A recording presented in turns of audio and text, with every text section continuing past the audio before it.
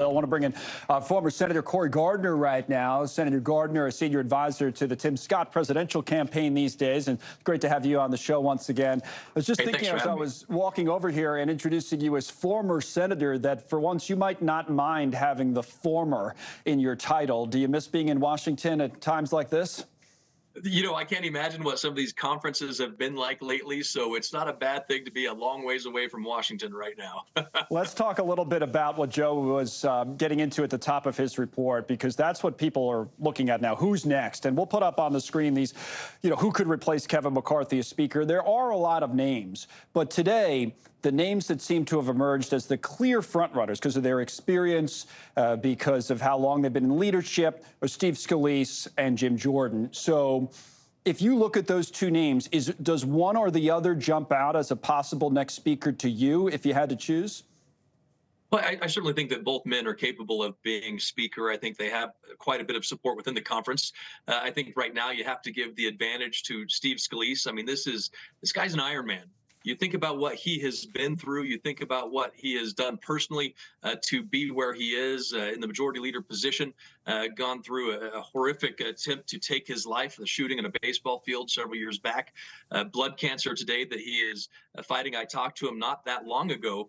And again, this is a race, though, that's going to come down to a conference believing who can best accomplish the goals of the majority, to cut spending, to enforce border security, to get this country back on track. If they have most confidence in Steve Scalise, that he's the one that can change it, get it done, that's who I believe has the leader's edge right now. I guess the most basic question of all of this, which maybe I should have started with, is can anyone get it done? Can anyone govern or rule this bunch, these Republicans in Washington? What do you think? That's a great question. I remember not that long ago that 8 people voting with the 200 plus or roughly 200 Democrats to thwart the majority of Republicans. Right. That would have made you a rhino, so to speak. And now it appears as if the rhinos are the ones that voted with the Republicans and not the Democrats. So, what's up is down, down is up sometimes, I think. Ultimately, it comes down to this. They need to make this decision quickly because the American people don't like the appearance of ickiness or chaos. And right now, that's what they're getting.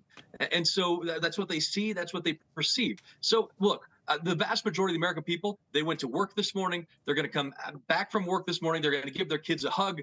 They're going to, look forward to dinner at the dinner table. And this is not the first thing that they think about today. But when they're voting come November of next year, they are going to make a determination on who's going to best fight for them, who's going to address inflation, who's going to address security at our border. And they're going to wonder, can Republicans do it if they can't even find who's going to lead the conference forward? So this needs to be over quickly. It needs to be decided. And then they need to unify. And to your point, not do this again. Get behind someone, stick with them, and make it work, even if you don't like everything that they're doing. Now, the most influential person, I think it's fair to say, in the party is the former president, right? And we played it right in the open of our show today, a soundbite from President Trump talking about the fact that he'd been asked about whether or not, or people have been bringing up his name. Maybe he could be Speaker, because technically you don't have to be a member of the House. That seems far-fetched. A lot of things seem far-fetched until they come true.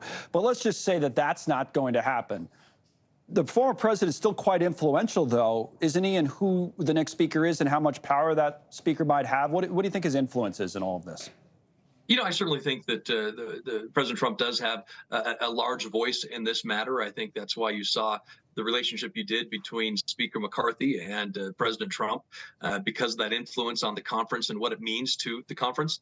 And so if either one of the gentlemen that you've talked about, whether it's Jim Jordan or Steve Scalise, can garner the support of Donald Trump, I think that would be something that a lot of members would take to heart when they're making this consideration. Now, again, I don't think it's the end-all be-all. Look, if it was the end-all be-all, there wouldn't be a presidential primary to see who's going to be our nominee. It would already be over. So I do think that this is a way that they can distinguish themselves, and no doubt they will be trying to seek that. You said that, speaking of the race, we've talked about this. I mentioned it, that you're involved in it to the extent that you're supporting Senator Scott, right? I mean, so you're still, you were a Republican member of the Senate.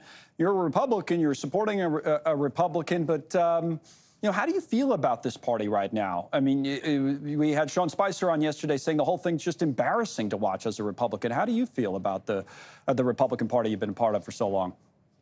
Look, the great thing about the Republican Party is that you have people with diversity of thought.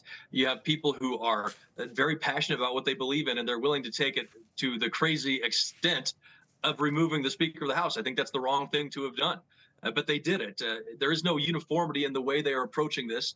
They need to figure out how to come together and work together to get this. But they aren't groupthink. That has been what's made the Democratic Party so effective in many cases, is the ability to, like, I just, several days before this vote, there were Democrat members of Congress that were on the news saying that they were going to vote present. And obviously, they fell in line with the Democratic message and Hakeem Jeffries in the decision to help oust Kevin McCarthy. So, look, I think the Republican Party has just got to move away from this appearance that it is creating chaos. They have to move away from that, because ultimately they are moving forward on some good initiatives. They are moving forward with bills that can make a difference. And if we're going to win the presidential race back, and I certainly do hope it's Tim Scott, I believe he's the right one for the job, they need to have a Congress, a House and the Senate in Republican hands that will move a legislation forward to get this country back on its feet. Yeah, one way to move away, I guess, would be to remove a rule where one person, in this case it ended up being 8, can remove a Speaker of the House, which is what happened. But Senator, thank you for coming on once again with us today. We appreciate it, as always, Senator Gardner. Thank you for watching. Go to newsnationnow.com to find News Nation on your television provider. And don't forget to click the red subscribe button below to get more of News Nation's fact-driven, unbiased coverage.